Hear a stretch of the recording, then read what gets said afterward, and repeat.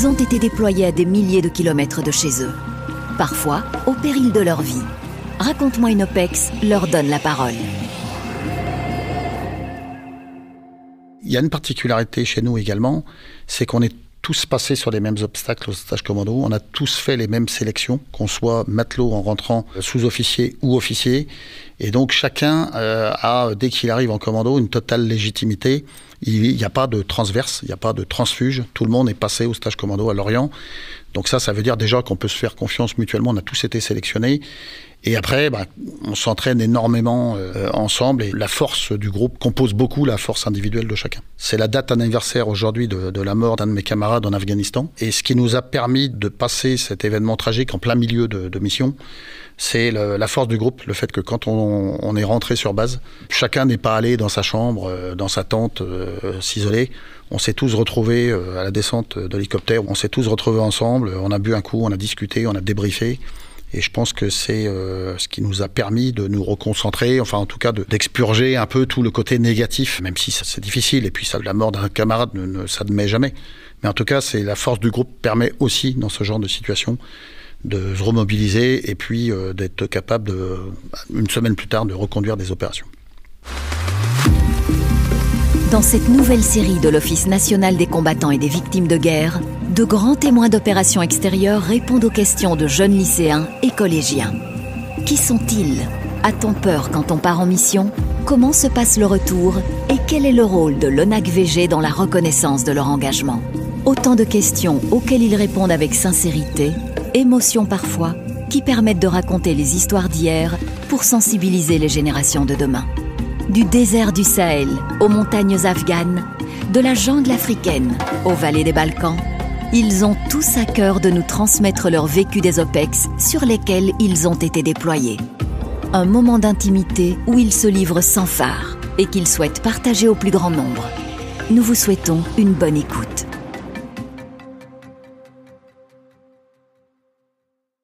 Bonjour à tous et bienvenue dans ce nouvel épisode de Raconte-moi une OPEX, le podcast de l'ONAC-VG, l'Office national des combattants et des victimes de guerre. Alors aujourd'hui, c'est un numéro un peu spécial. Nous sommes en Bretagne et plus précisément à Lorient chez les commandos marines, les forces spéciales de la Marine nationale qui appartiennent aussi au commandement des opérations spéciales. On va tout vous raconter dans cet épisode, enfin en tout cas tout ce qui peut être raconté. Et pour ça, nous sommes avec le capitaine Rosen. Bonjour. Bonjour. Et Nathan. Bonjour. Alors, Nathan, je vais tout de suite te mettre dans le bain. Tu vas poser les questions. Juste, est-ce que tu peux te présenter ? Toi, tu es élève en quelle classe ? Je m'appelle Nathan, du coup. Je suis élève de seconde à Vannes. D'accord. Bon, écoute, Nathan, je te laisse poser les questions et puis j'interviens s'il se passe quelque chose ou si j'ai d'autres questions. Mais c'est toi qui as la main, c'est toi qui as les rênes. D'accord. Bonjour, monsieur.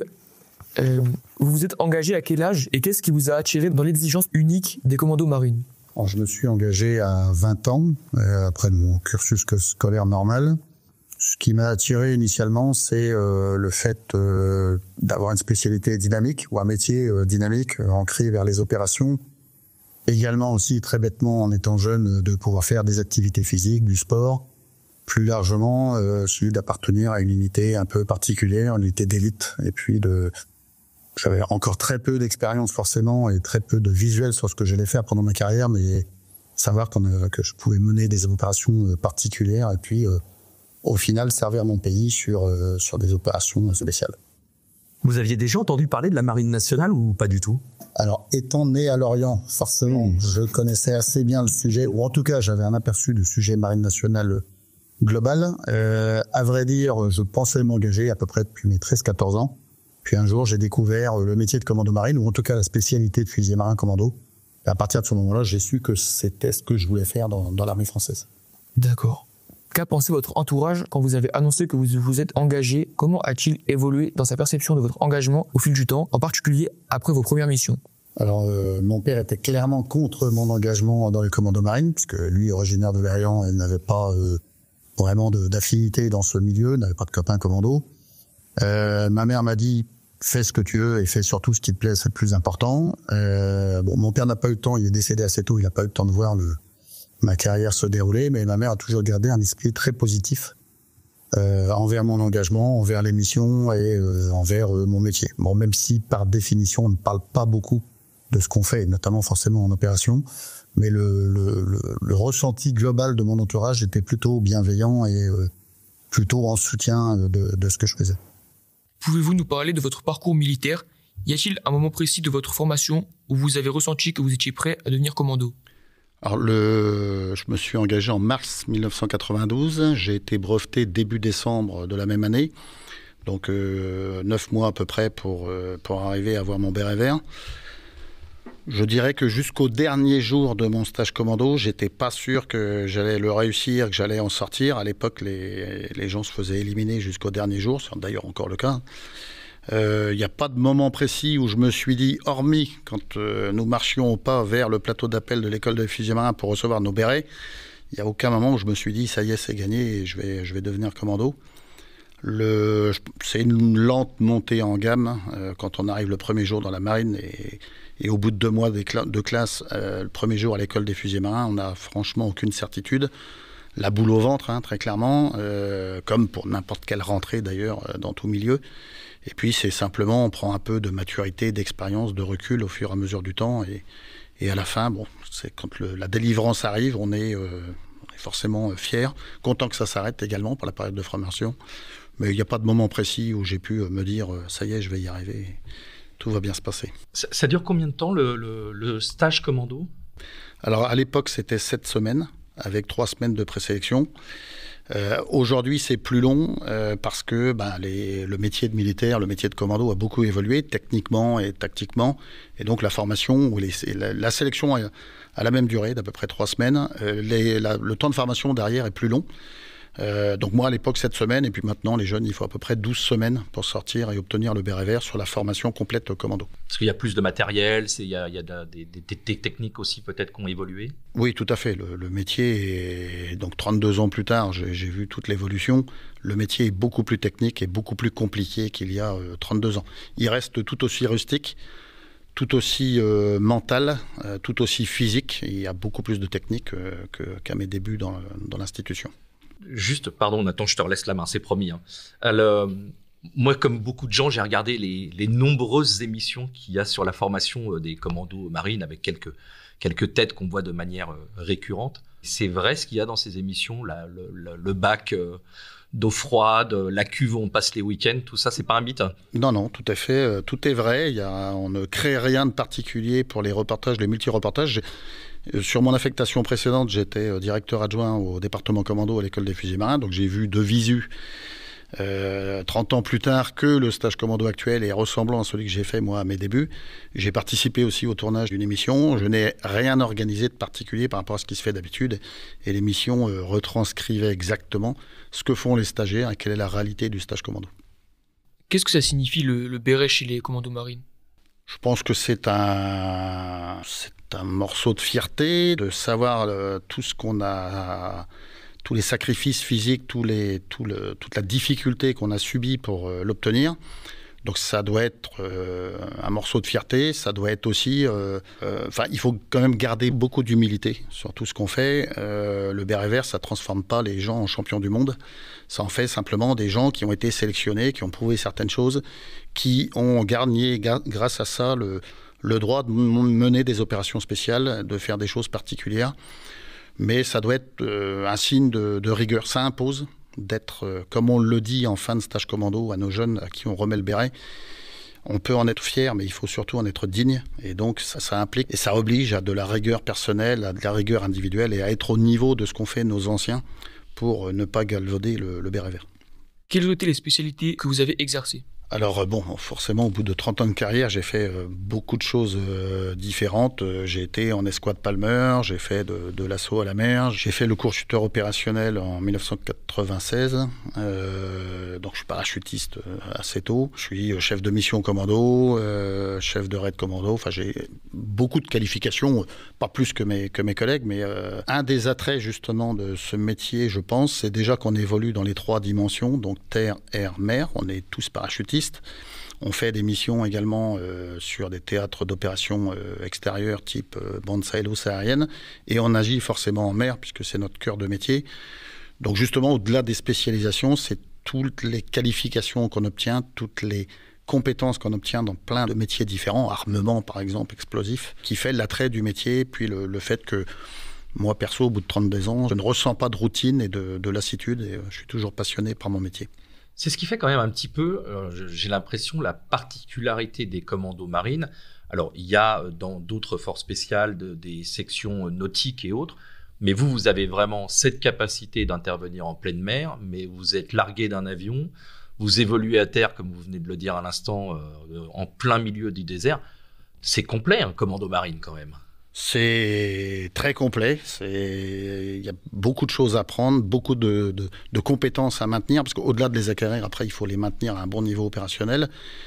C'est ce qui fait, je pense, la beauté de la spécialité, c'est cette multiplicité de compétences, de qualifications, de milieux divers dans lesquels on évolue. Et effectivement, alors l'avantage du milieu marin, c'est que ça donne quand même beaucoup d'humilité et ça rappelle régulièrement qu'il faut garder du recul et de l'humilité.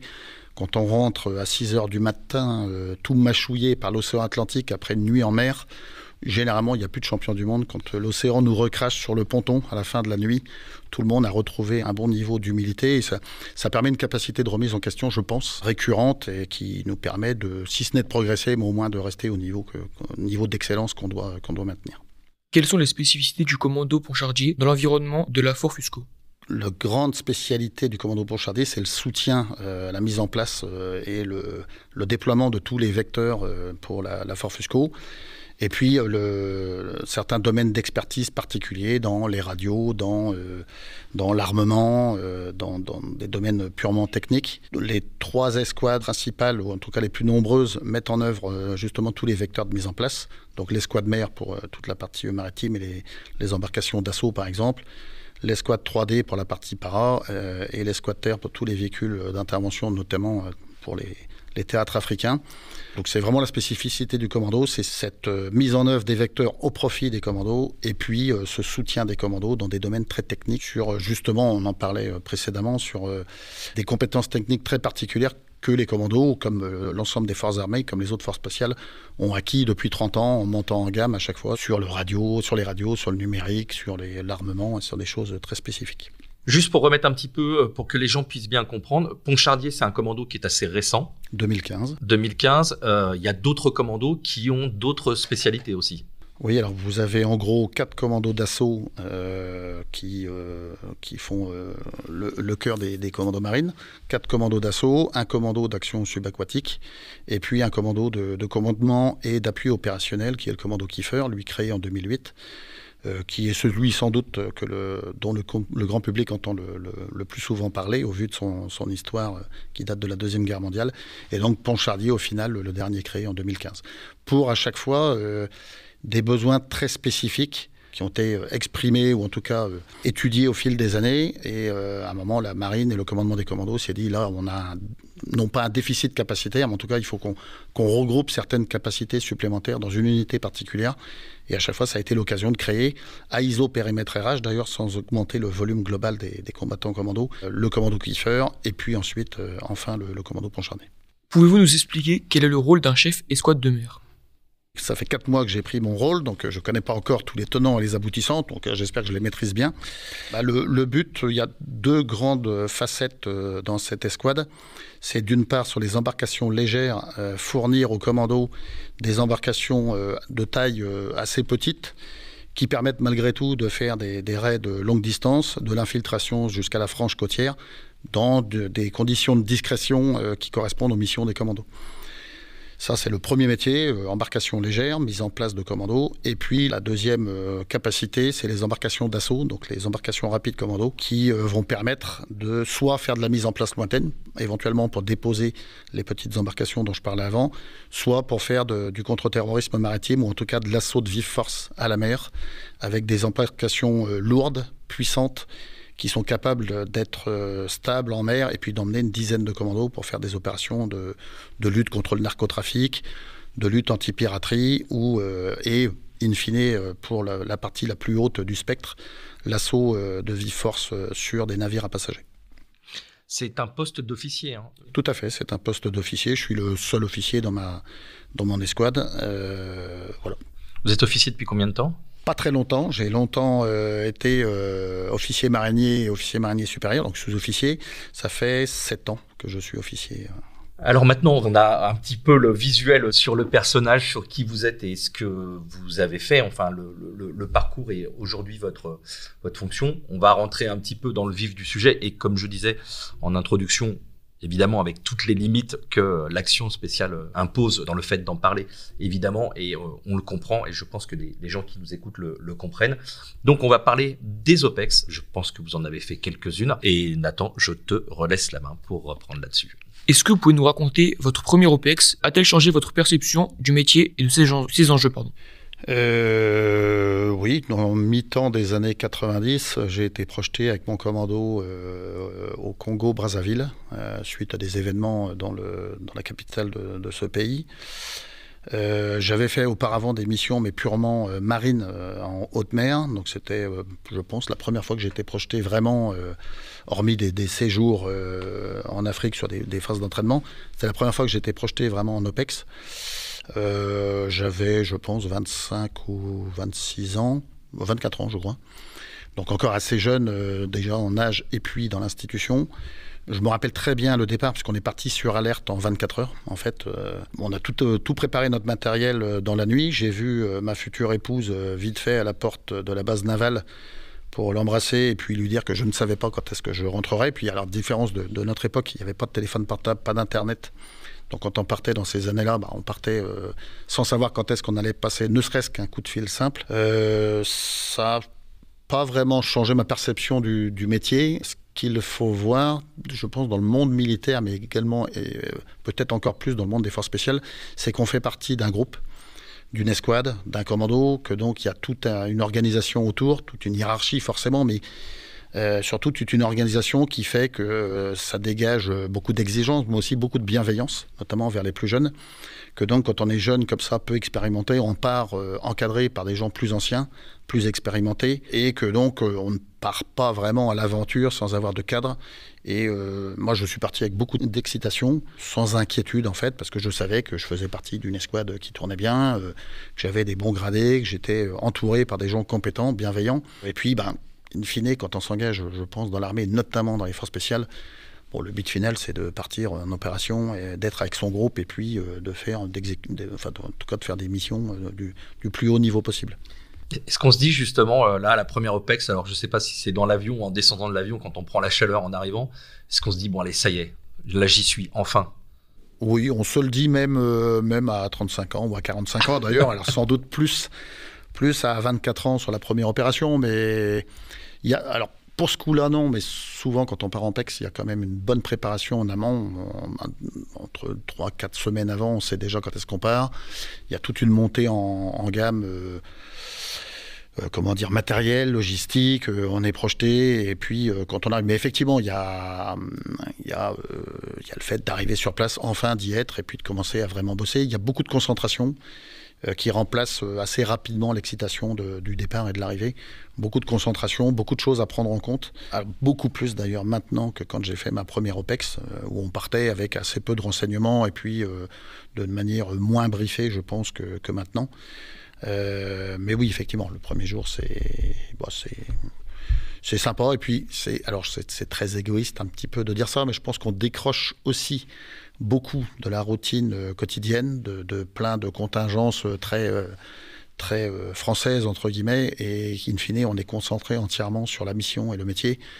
Bon, il y a une forme un peu d'égoïsme, certes, mais surtout de facilité, finalement. Enfin, je veux dire, on sort de toutes ces contingences quotidiennes, on est concentré sur un seul but, et on fait partie, justement, d'une entité sérieuse et bien encadrée. Vous êtes parti plusieurs fois en opération. Comment votre rôle d'officier influence-t-il l'équilibre entre vie familiale et mission à haut risque ? Alors, il y a deux choses, je pense. C'est que forcément, plus on avance en âge, plus on a de chances d'être marié, d'être chargé de famille, et plus on a de responsabilités. A priori, on en a plus à 40 ans, 45 ans qu'à 24. Et en même temps, plus ça va, plus on a des responsabilités professionnelles. Donc en fait, il il faut arriver à concilier les deux et puis ne pas oublier forcément ses propres contingences familiales, ne pas obérer ses responsabilités professionnelles par des soucis personnels, enfin, pas laisser les deux tableaux se mélanger et se polluer l'un l'autre. Je pense qu'il n'y a pas de règle, il n'y a pas de panacée là-dedans, il n'y a pas de recette miracle, c'est chacun qui pondère ça en fonction de son propre caractère et puis de sa situation familiale et puis de ses responsabilités professionnelles. C'est pas évident quand même de vivre avec un commando parce que c'est un métier qui est extrêmement prenant, qui demande en plus beaucoup d'entraînement, qui est très excitant. Donc pour beaucoup, ce sont des gens qui ont envie d'être là depuis qu'ils sont tout petits. Donc à partir du moment, je pense, où vous rentrez dans la caserne, comme vous disiez, vous avez le béret vert ou vous partez en OPEX, ça y est, on y est. Donc il y a ce côté ainsi peut-être un petit peu égoïste. Enfin, c'est difficile de faire la jonction. Et puis, vous en avez parlé il y a quelques minutes, c'est que très souvent, sur des opérations spéciales, vous partez, mais vous savez absolument pas pour combien de temps. Oui, tout à fait. Je pense que ça doit être très difficile, par exemple, pour un couple, une famille qui se fonde assez tard.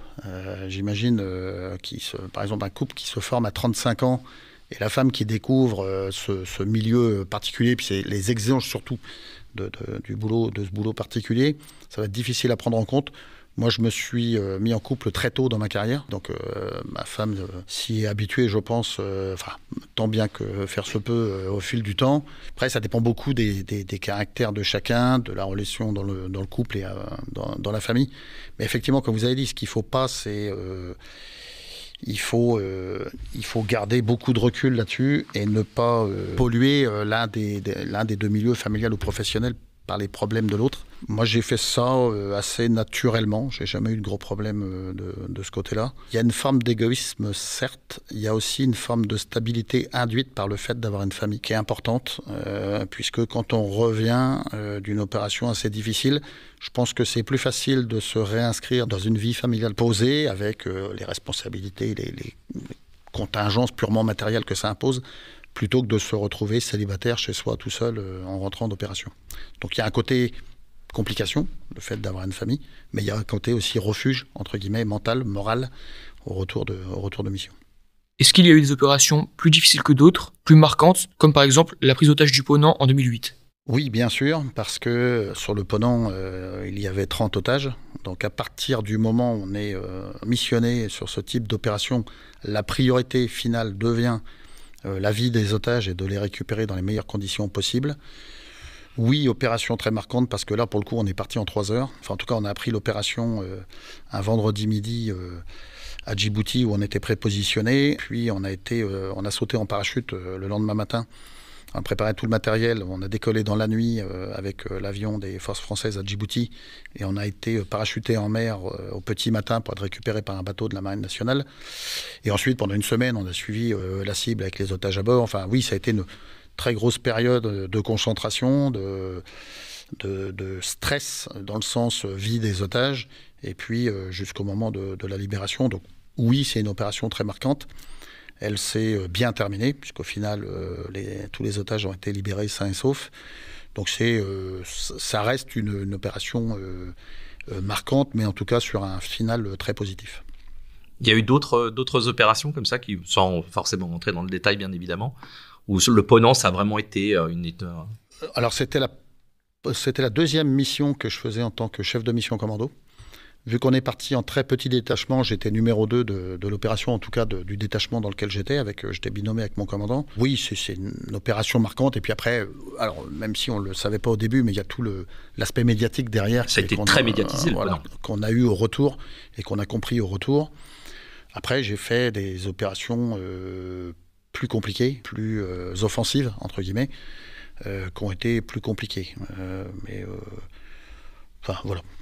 Comment on gère la peur en opération ? Est-ce un levier de survie ou un obstacle en opération ? Comment la transformer en force ?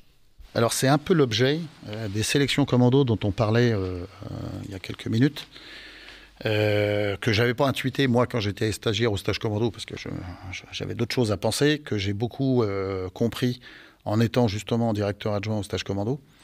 C'est une partie des choses sur lesquelles on gère, en tout cas on sélectionne nos volontaires commandos, pas que sur la partie physique, pas que sur la partie technique ou tactique, aussi sur le savoir-être déjà pour être intégré à un groupe, et si sur la gestion du stress. Très prosaïquement, la prise en main des stagiaires commando, quand ils sont 110 rassemblés derrière le bâtiment du stage commando, c'est déjà une première sélection pour voir qui est capable de garder sa lucidité et tout son potentiel physique, même sous un fort stress.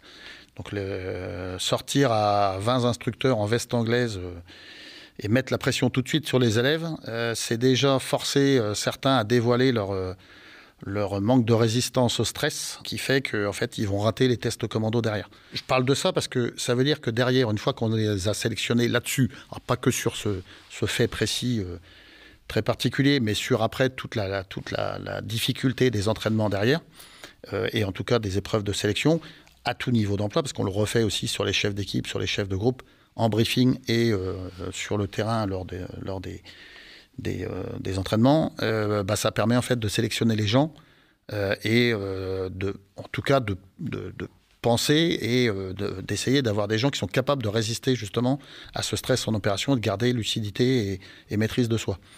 Après, la peur, en fait, pour l'éviter, justement, ce dont je parlais tout à l'heure, c'est l'appartenance à un groupe, la confiance mutuelle entre les hommes qui composent les entités, les groupes, les escouades, les commandos, la confiance en soi, les multiples entraînements, les mises en situation qui permettent, ou en tout cas qui tentent de donner des clés pour maîtriser sa peur. Après, je pense que la peur, c'est aussi un peu une protection. Ça évite de prendre des risques inutiles et ça demande de garder du recul et de la lucidité.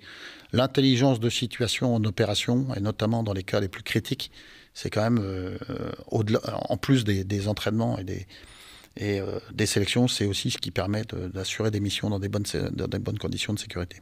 Le type qui vous dit qu'il n'a pas peur, ça vous fait peur?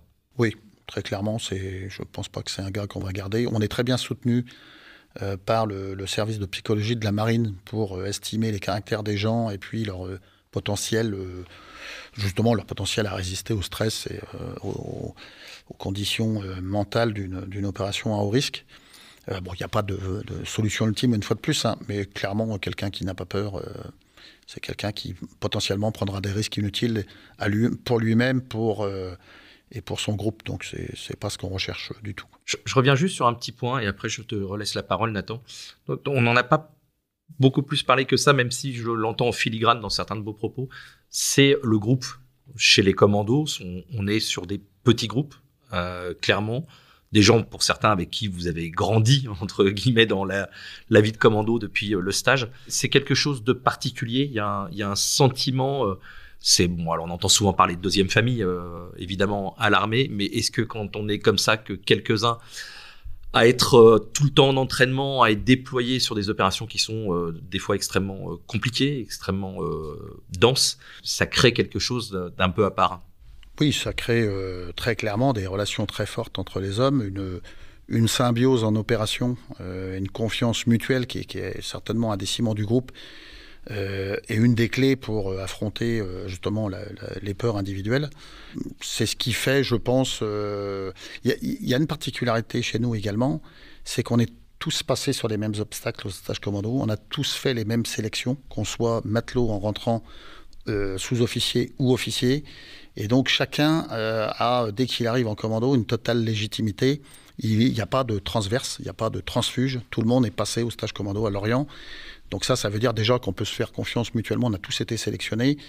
Et après, on s'entraîne énormément, forcément, ensemble. Et c'est la force du groupe, c'est la force, ça compose beaucoup la force individuelle de chacun. C'est la date anniversaire aujourd'hui de la mort d'un de mes camarades en Afghanistan, fortuitement.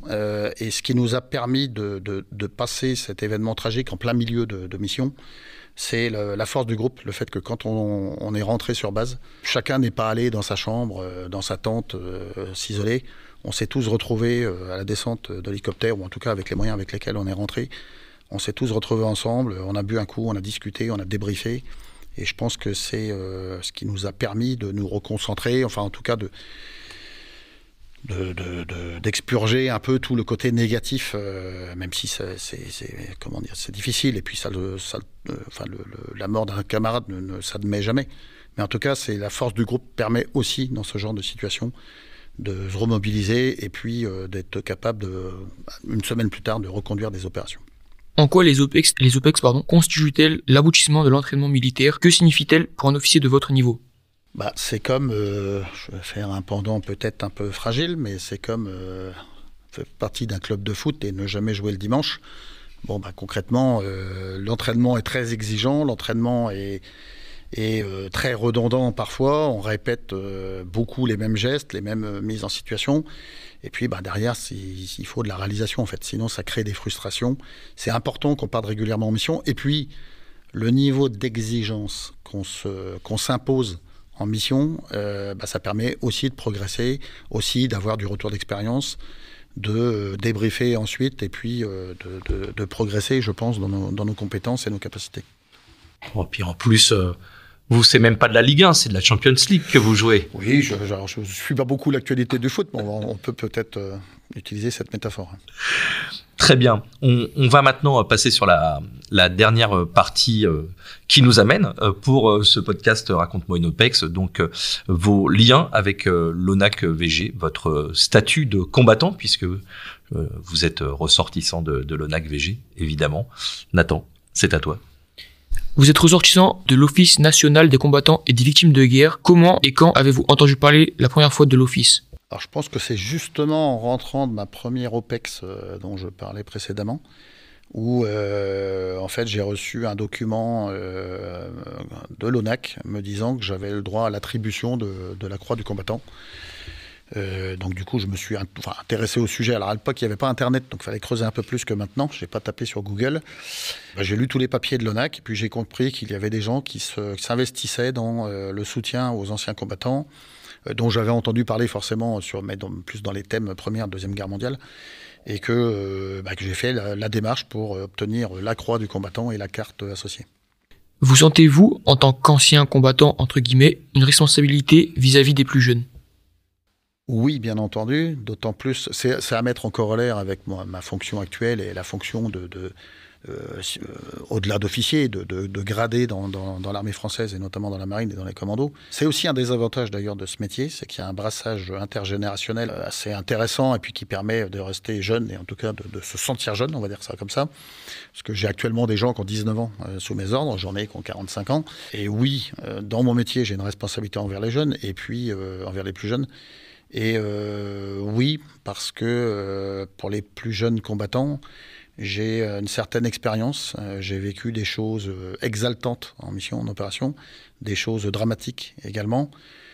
On va dire que le privilège de l'âge, c'est que ça apporte assez de recul, pas mal de recul, je pense, sur ces affaires-là. Et puis, c'est une responsabilité de soutenir les jeunes, sans complaisance, mais avec beaucoup de bienveillance, en fait. Et j'ai eu l'occasion de le faire, notamment quand j'étais...